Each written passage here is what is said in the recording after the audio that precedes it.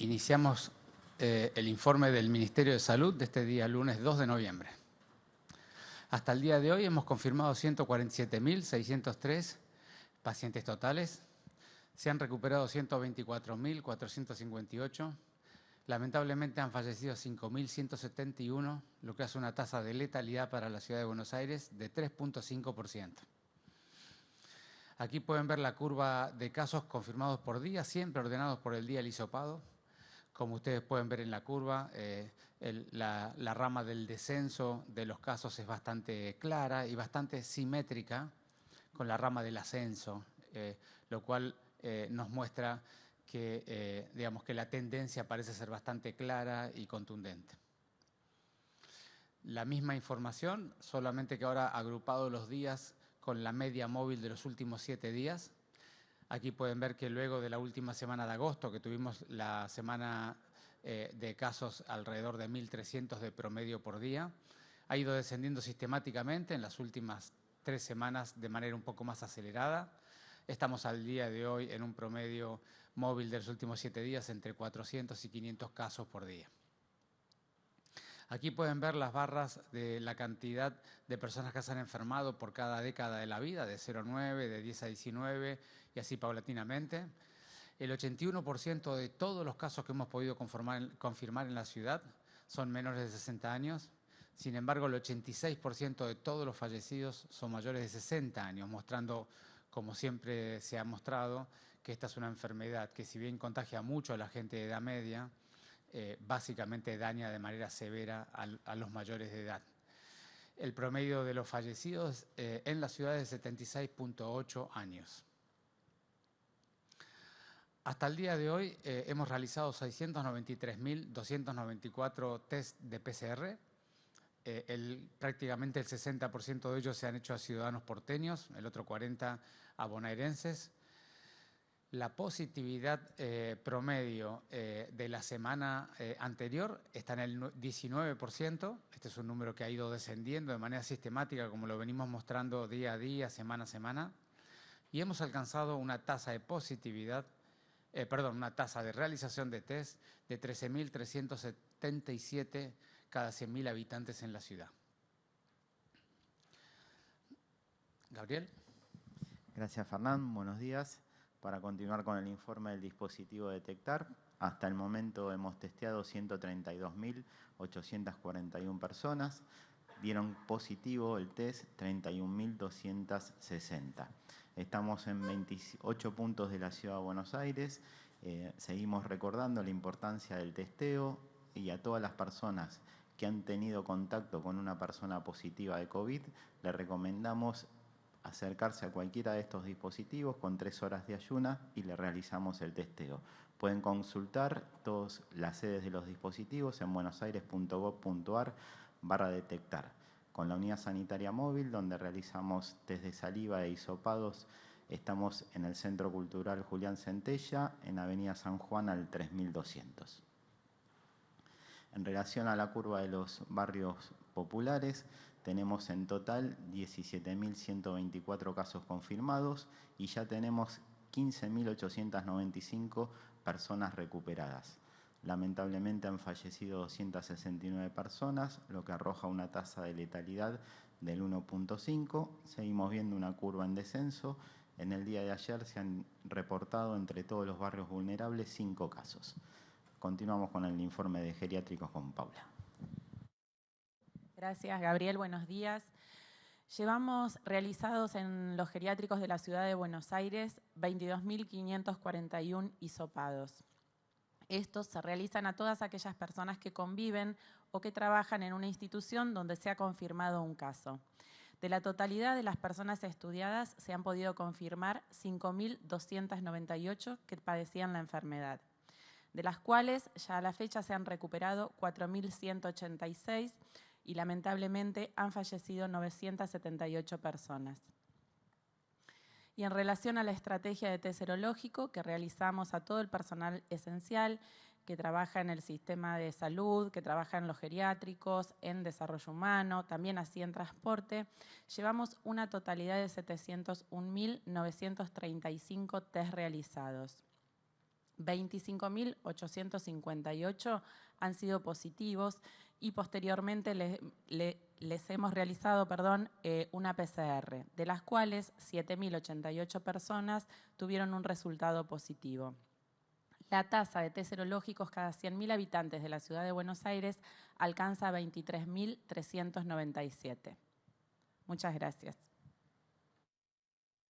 Buenos días, ministro Marcelo de Leo, Radio La Red. La ministra de Educación de la ciudad, Soledad Acuña, acaba de confirmar que la ciudad pretende iniciar las clases de modo presencial en el nivel primario y en el nivel secundario a partir del 17 de febrero, independientemente de que esté o no la vacuna. Le queremos consultar a usted cuál es el criterio sanitario para pasar de no tener clases ahora o de tener solamente las clases en los niveles de finalización e iniciales a una presencialidad en todos los niveles estimada para mitad de febrero. Gracias. Gracias a vos, Marcelo. La que la ministra comentó es, por supuesto, que es a lo que estamos apuntando y pretendiendo, y desde ya que eso va a estar supeditado a la situación epidemiológica que tengamos en aquel momento. Nosotros vemos una curva que está sistemáticamente descendiendo y vamos a trabajar intensamente para mitigar o evitar al máximo un rebrote. De manera que tenemos toda la expectativa de ser capaces de alcanzar ese objetivo. Por supuesto que si la realidad epidemiológica de la ciudad así no lo permitiera, buscaríamos alguna alternativa, siempre priorizando como máxima prioridad del gobierno la educación y siempre haciendo todo lo que tengamos que hacer para que el máximo del espacio escolar se dé de manera presencial. Ese va a ser el debate que tengamos en el momento que tengamos más actualizados los datos de aquel momento, y buscaremos la forma de hacerlo siempre de manera segura, cuidando tanto a los niños como a los docentes y a los trabajadores. Ministro, buenos días. Nicolás Gallardo de CNN Radio. Siguiendo el lineamiento de mi colega, es prematuro, pero ¿qué situación sanitaria imaginan para febrero en el marco de lo que podría ser el comienzo del ciclo lectivo? Y por otro lado, hasta ahora, de lo que se ha hecho en materia de este formato de algunos niveles que han vuelto a las clases presenciales, ¿cuál es el balance? ¿Hubo algunos contagios producto del testeo que hizo la ciudad? ¿Podría hacer un diagnóstico de cómo ve esta situación? Gracias. Bueno, del diagnóstico actual en términos sanitarios lo veo como extremadamente positivo. Nos ha permitido no solamente avanzar en la salud integral y en mejorar la salud, la vincularidad y la salud de la esfera de salud mental de los niños, sino que además nos ha permitido tanto a adultos como a niños poder detectarles enfermedades que hubieran pasado en su entorno familiar sin poderse dar cuenta y potencialmente contagiando a otros. De manera que creemos que esta estrategia de tratamiento muy en burbuja, con mucho cuidado, bajo protocolos, y además el testeo, digamos, de los involucrados de manera permanente, es la forma más apropiada de aproximar esta realidad, forma que están adoptando la mayoría de los países del mundo. Ir a la presencialidad cada vez más intensa e intensificar cada vez más los testeos de las personas que participan de la burbuja o del espacio. Así que ese seguramente va a ser nuestro camino. Y luego me habías preguntado algo previo.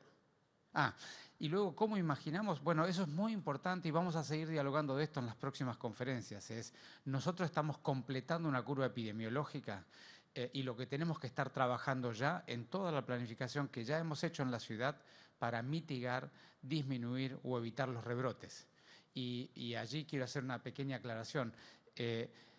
O ya lo dijimos la vez pasada, los rebrotes se dan básicamente porque se pierden los tres instrumentos más poderosos que tenemos, ¿no? Por un lado, el comportamiento social, de identificar que el tema aún no se terminó y por lo tanto algunos cuidados básicos tiene que seguir manteniendo a pesar de ir recuperando cada vez más actividades.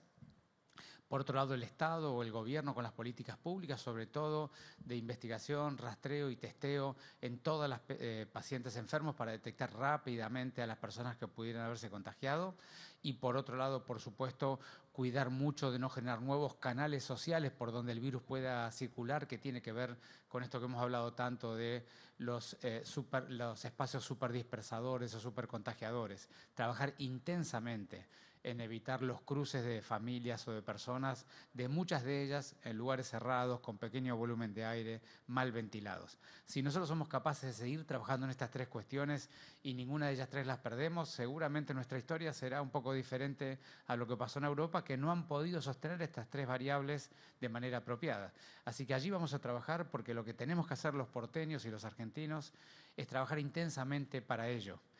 Porque el rebrote no se evita con la aparición de la vacuna. La vacuna se va a aplicar a cerca de 10 millones de personas que son las de mayor riesgo, y lo que hace la vacuna es evitar las formas graves o incluso mortales de los grupos de mayor riesgo.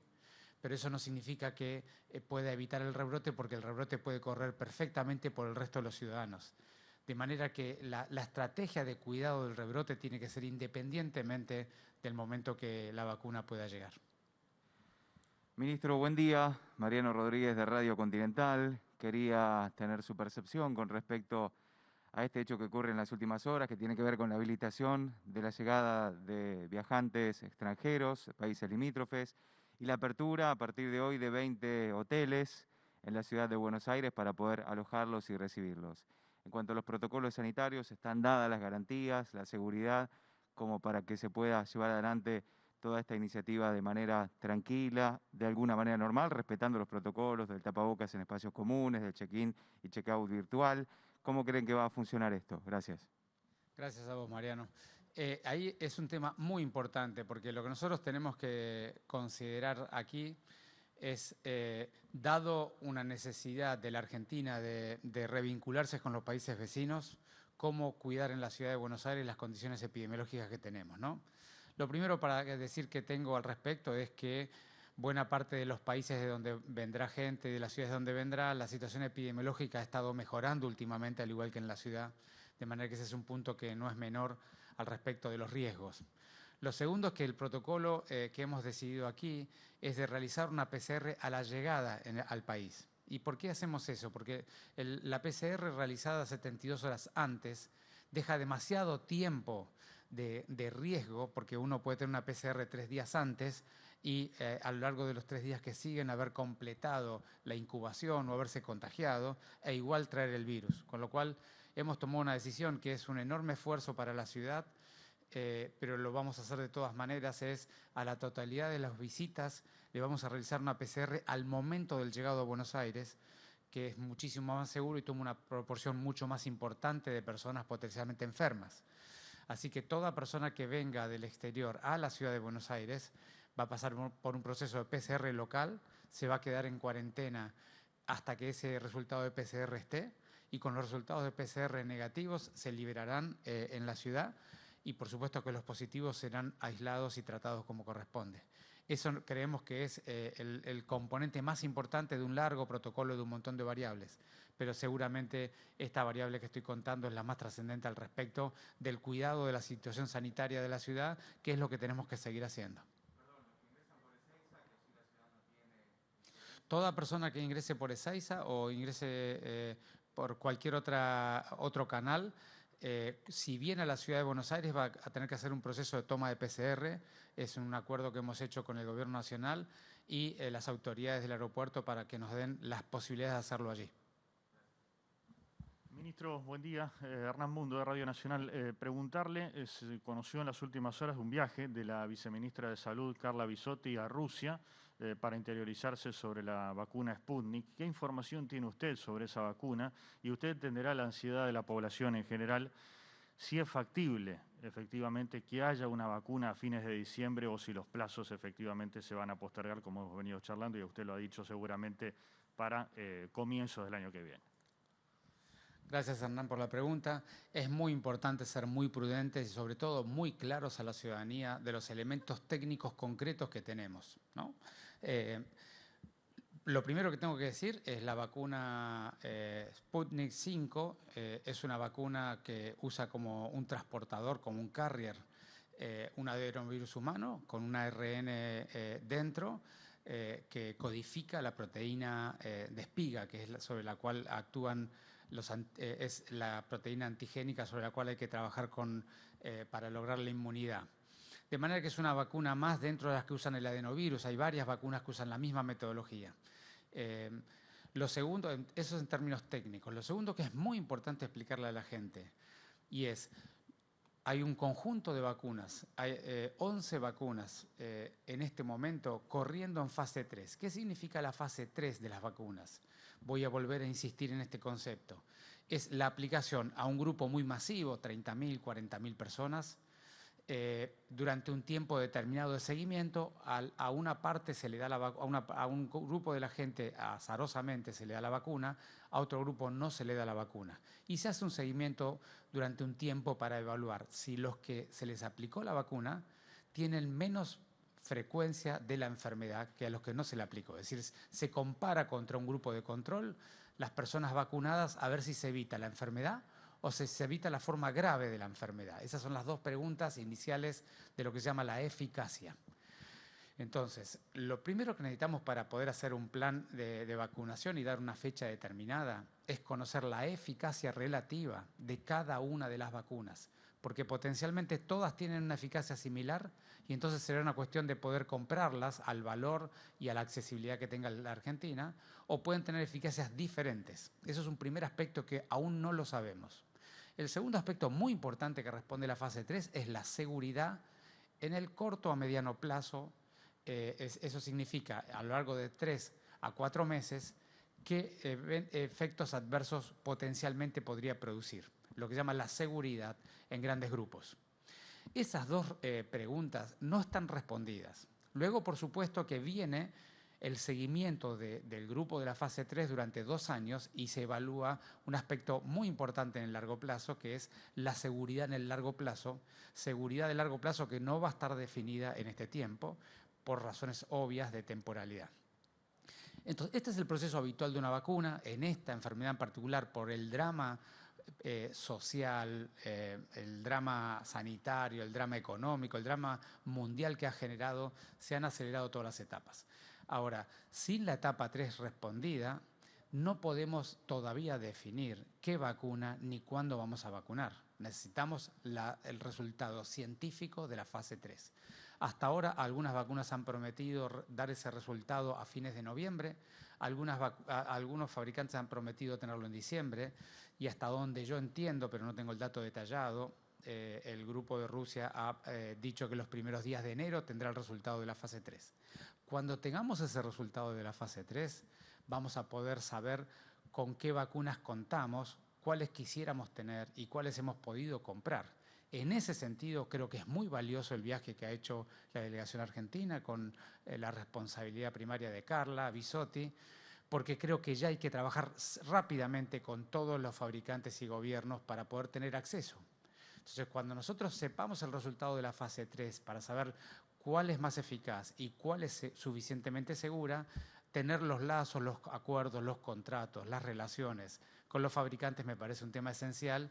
Y por eso, con la prudencia de que aún no están las fase 3 publicadas y abiertas a la comunidad científica, me parece tremendamente relevante el viaje, y yo creo que, y festejo que estén avanzando el gobierno argentino con los diferentes fabricantes, las diferentes posibilidades de compra.